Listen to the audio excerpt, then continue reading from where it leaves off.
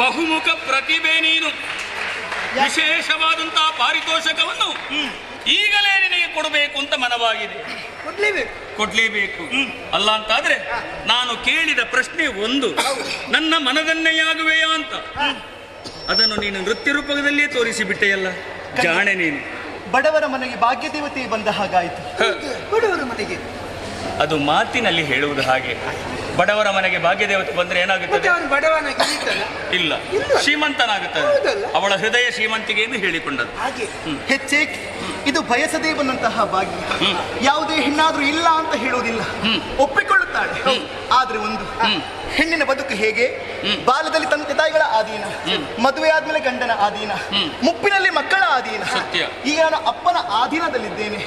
ಓ ಪೂಷರ ಸನ್ನಿಭ, ನಿಮ್ಮನ್ನೇ ನನ್ನನ್ನೇ. ಹೌದು, ಅಂತಹ ರೂಪವನ್ನು ಹೊಂದಿದವರು ತಾವಿದ್ದೀರಿ. ನಾವು ಕೇಳಿದ್ದೇವೆ, ವಸಂತ, ಜಯಂತ, ಮನ್ಮಥ ಬಹಳಷ್ಟು ಸುಂದರಂತೆ.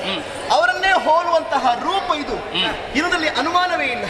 1000 ನಾಲಿಗೆ ಉಳ್ಳಂತಹ ಆದಿಶೇಷನಿಗೂ ವರ್ಣಿಸುವುದಕ್ಕೆ ಅಸದಳ. ಅಪ್ಪನ ಒಪ್ಪಿಗೆಯನ್ನು ಪಡೆದು ಹೌದು ಅಂತಾದ್ರೆ ನಾನು ಸುಲಭದಲ್ಲಿ ನಿಮಗೆ ವಲ್ಲಭೆಯಾಗುತ್ತೇನೆ. ಇದರ ಬಗ್ಗೆ ಆಲೋಚನೆ ಮಾಡ್ತೀರಾ? ಖಂಡಿತವಾಗಿಯೂ ಒಳ್ಳೆಯ ಮಾತನ್ನೇ ಹೇಳಿದ್ಯಾ. ಹೆಣ್ಣು ಮಕ್ಕಳಾದವಳು ಹೇಳಬೇಕಾದಂತ ವಿಚಾರವಿದು, ತಿಳಿಯಬೇಕಾದ ವಿಚಾರ. ನಿನ್ನ ತಂದೆ ಒಪ್ಪಿಗೆಯನ್ನು ನೀಡಿದ್ರೆ ನನ್ನನ್ನು ನೀನು ಮದುವೆಯಾಗುವುದಕ್ಕೆ ಸಿದ್ಧಳಿದ್ದೀಯ. ಒಳ್ಳೆಯದು. ನಮ್ಮ ಮೂಲ ಪುರುಷನಾದಂತಹ ಮನುವು ಕೂಡ ಇದನ್ನೇ ಆಶಿಸಿದ್ದು. ಸೂರ್ಯ ವಂಶದ ಪರಂಪರೆ ಯಾವತ್ತೂ ಕೂಡ ಸ್ಥಿರವಾಗಿ ಗಂಭೀರವಾಗಿ ಉಳಿಯಬೇಕು ಅಂತ. ಖಂಡಿತ ಮಾಡ್ತೇನೆ.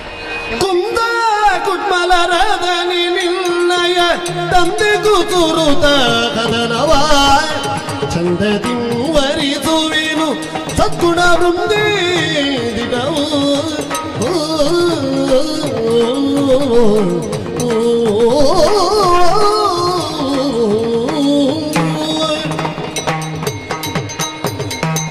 ಸದ್ಗುಣ ವೃಂದೇ ನೀನು, ಸಂಸ್ಕಾರಯುತಳು ಎನ್ನುವುದು ನಿನ್ನ ಮಾತಿನಿಂದಲೇ ಗೊತ್ತಾಯಿತು. ಸರಿ, ಒಬ್ಬ ಅರಸನ ಮಗಳಾಗಿದ್ದೀಯ ನೀನು.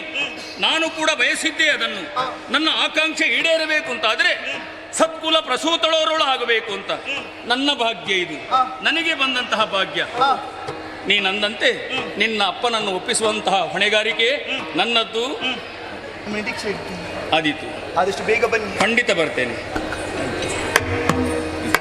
ಹಾಗೆ ನೋಡಬೇಡ, ನಿನ್ನ ಹಿಂದೆ